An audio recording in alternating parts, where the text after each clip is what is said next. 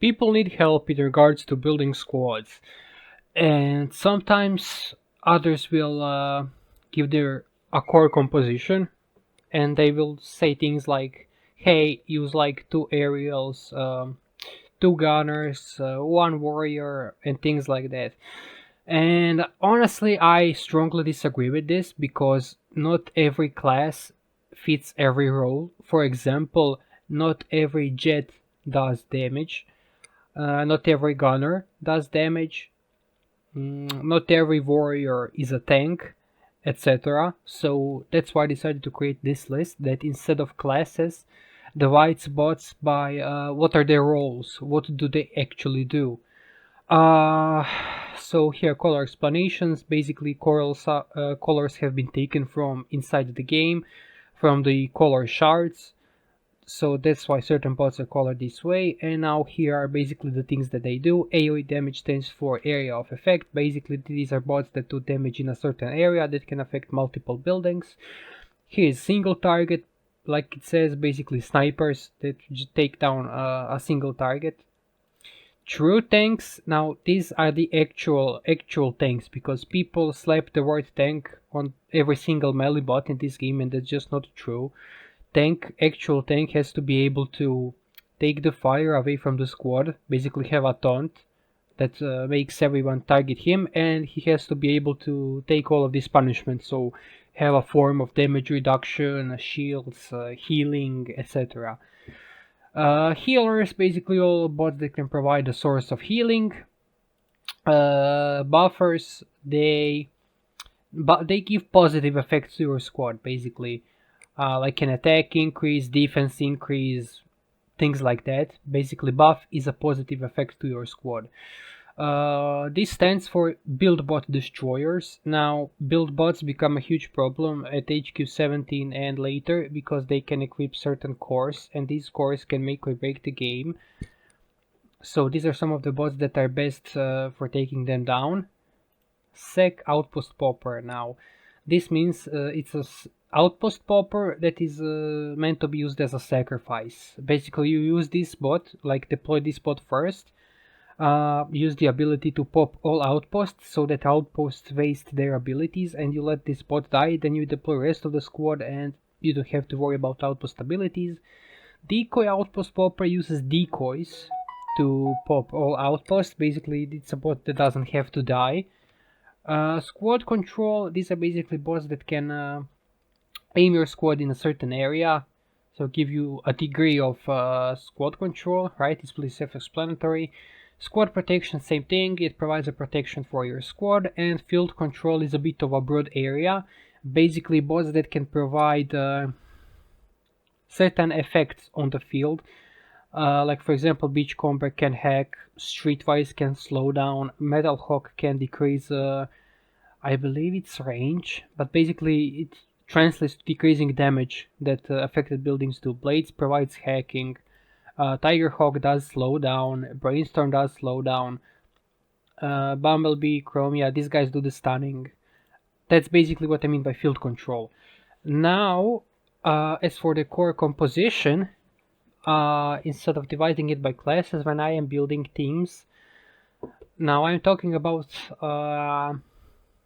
mid game and onwards. Early game you will have to make do what you can, but later on when you get to more challenging war leagues where you encounter titans, I believe you can encounter titans commonly in Gold League and above. At that point you will need a bit better squad composition, because some people like to run teamed squads, like have all Maximals, all Constructicons, all Dinobots in a squad or whatever. This works early on and for fun. It's your game, do it as you please. However, this video is meant to help people gain an advantage when it comes to building really powerful squads that are less focused on a certain team but more about the performance that will give you an advantage to make base easier to be cleared. So I will go in an order. Something that I find absolutely essential is a source of AoE damage. Now everyone is ranked roughly. For example, this means that Leo Prime is at the top, and it means that he's better than Dustap, who is for example on the bottom. However, Leo Prime and Optimal is, I put him below. That doesn't necessarily mean that I think one is better than the other. This is what I mean, that I ranked them roughly. Basically, top has better choices and bottom has less good choices. Now, for example, yeah, Leo does a lot of damage in a long straight line, while Optimal does a lot of damage in a huge circle. So it absolutely depends, and you can go with both if you want in a team. Air raid does. Air raid depends on other bots to destroy the target that he selected. Same thing with Brainstorm. But once their abilities go off, they do huge AoE damage, and Arid is actually really cheap in terms of special ability, so he doesn't take too much points. So there are ups and downs to all of these bots, and you should consider which one you want to use depending on the layout. But all of these that are above are really, really good, and these at the bottom are choices that you should probably avoid later on. Just to give you an idea. So, for example, I always have to use 1 to 2 AoE damage bots, because being able to take down several buildings at once is very, very, very important. Now, for example, I really love to run Optimal Optimus and Air Raid in a single squad. These would be my two choices for a lot of situations. And of course, you check, for example, if you want to run Air Raid, you need to have a single target bot. So I always like to use at least one single target bot. I always run Smokescreen, absolutely, because there are very specific combos with Smokescreen that they can be pulled off, which you can see in my other videos where I'm taking down war bases. Smokescreen is also really, really good when it comes to executing buildings, bots. Basically does a lot of damage to enemy outposts especially. Blue Streak is also awesome when paired with bots like Brainstorm and Skyhawk to take things down. Roadbuster is also awesome. He can just destroy the shield gen easily. And pretty much, yeah, others you can just check and see what these bots do, and do you need them or do you not need them. And then when it comes to tanks, I think they're extremely important, and I would run one, maybe two true tanks. For example, I personally run both Beachcomber and Pipes on my main team. Now, one thing that you should consider, all these bots, these warriors, they are all rushers, and basically they rush forward. Beachcomber does not rush forward, and when it comes to activating his ability, he needs another bot present to activate. So you should just consider, basically my point is that for example, Beachcomber and Pipes are not interchangeable. While they both are tanks, while they both can take a lot of punishment and take aggression onto themselves, they still are different and their abilities act different. So it's not one or the other. I think it really depends on what do you need and do you understand what these bots do. Because tanks are extremely important, especially if you run gunners in the back, so tanks can pretty much take the punishment onto themselves. Now, something that is extremely underrated early on. Later on, like for example Cybertron and Prime Leagues, everyone is using a healer, almost everyone. But early on, some people don't really see the value in them, and that's understandable because early on things are very, very easy. But I think you should absolutely run at least one healer. It is not unheard of for people to run to two healers, but in my personal experience, you do not need two healers. There are other ways to kind of compensate for it. It is absolutely personal choice, but if you run at least one healer, it will be a significant help. And of course, when you run a healer, I will suggest Minerva is by far the best healer. And as you can see, the medic class are all green, and I put them all above because they provide healing for free.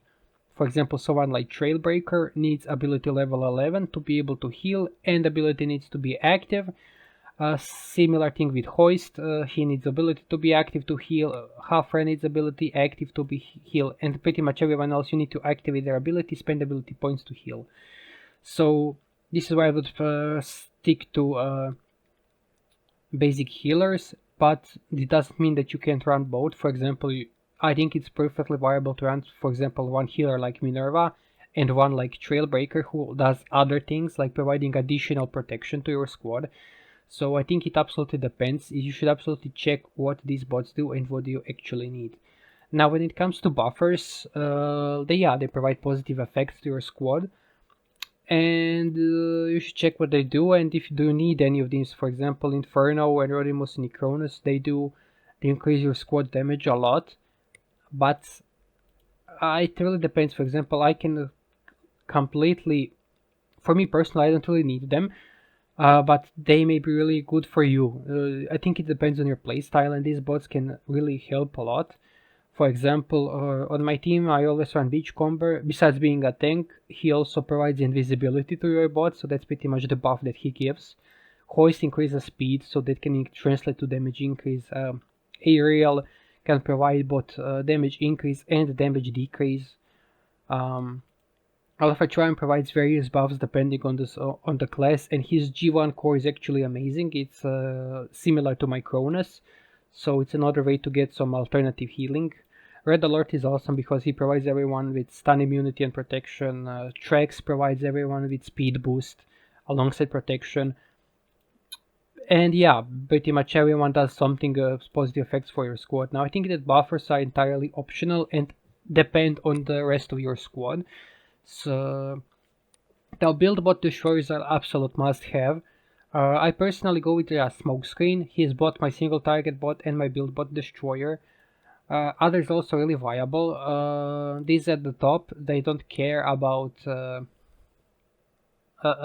build bots, because for example someone like Silverbolt, Slingshot, Leo Prime, Optimal Whirl, they have elemental abilities and their abilities can be shut down by other build bots in the area. So this is why I personally prefer to run build bots that, bots that do not care about build bots. So yeah, Smokescreen is just so good. He can fit several roles. He's just amazing bot to have. So if you have Smokescreen, definitely put him on your team. Now, outpost popping is very important, and personally, you should go with either of these two, and both have their ups and downs. Afterbreaker and Flame War, for example, they're just, in my opinion, the best popper in the game, because for only 5 energy, you can pop Combiner and all 5 outposts, and that's it depends on the layout, but this can be a huge deal, because some outposts are extremely dangerous. In fact, I believe outposts are most dangerous defense in the game, and completely invalidating their abilities is a big deal. Similar thing with Cup, he can go anywhere on the map. So if you, for example, check a replay from another player and you see there's a problematic outpost in a hard to reach area, you can go with Cup to sacrifice, and pretty much, yeah, these bots are all meant to be deployed first, take punishment onto themselves, and then you go with the rest of the squad. Now, decoy outpost poppers, yeah, Rook, in my opinion, is extremely amazing, probably the best outpost popper of all, because his decoy does so much. It pops outpost, is pretty bulky, it also explodes and does a pretty decent damage in an area. Overall an amazing bot, and I think it personally, between an outpost popper that is a sec or a decoy, it depends entirely on what you need on the layout. Play around, test things, it entirely depends. And yeah, when it comes to decoys, for example, RC is very similar to Rook. Rook is much better because his ability does more things, but RC's ability is cheaper, and basically RC just deploys a decoy that can also stun. She's actually really good and definitely an underrated bot, so if you have RC but do not have Rook, really consider using her. Try it, test it.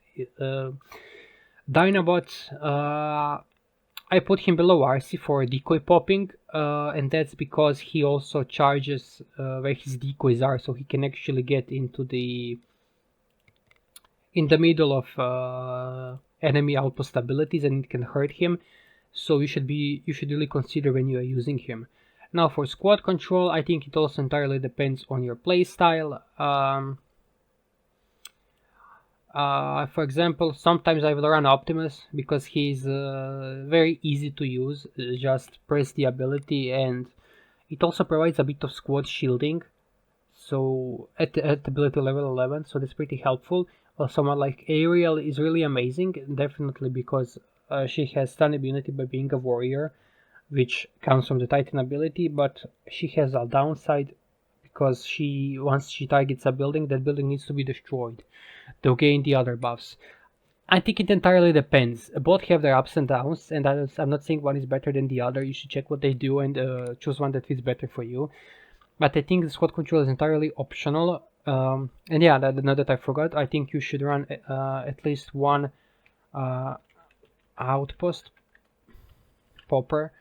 It doesn't matter if it's sec or decoy. I think it depends entirely up to you, but you should run at least one because completely ignoring all enemy abilities is a huge deal. Now for squad protection, these are both a really good idea to use. I strongly recommend to use them. Now of course, for example, if you run two healers, like for example Minerva and Ratchet, I don't think you need a squad protection bot, but if you run someone like maybe one Minerva, then you should probably use a squad protection bot. My personal favorite is Trax. He does a huge damage reduction in a pretty respectable area that lasts a very long time. First two casts of that ability are also pretty cheap, and he applies us speed increase on the area, which makes your bots all run a lot faster and do damage a lot faster. So he's my personal favorite, and I would definitely like to run at least one squad protection bot. But again, if you choose to run two healers, you can skip completely running a squad protection bot. It depends. Definitely try it out. Go to base trials, go attack your alliance mates. You can just attack them, and there is no cooldown there.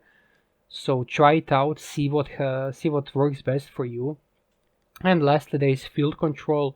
Now these are bots that can control the field, like I explained previously, and I think these are all entirely optional, and it completely depends on the layout. Again, Beachcomber can provide hacking, so he can fit several roles. For example, he can do field control, he can provide certain buffs, and he can be a tank. So for example, he can fit multiple roles, so he's valuable. Streetwise, honestly, I think he needs a 5-star. Force, he's okay as a 4-star bot, but when it comes to like Cybertron and Prime League, he needs this 5-star upgrade to just have better stats. Earlier on, if you play below that, he's perfectly fine as a 4-star. Check what his ability does, because his ability is actually really useful. It's a flexible ability that can either slow down enemies or increase the speed of your bots, and the speed increases damage, because if your bots attack faster, they will do damage faster. Metal Hawk is very underrated and extremely strong at the top, because the range increase, I believe it's the range increase.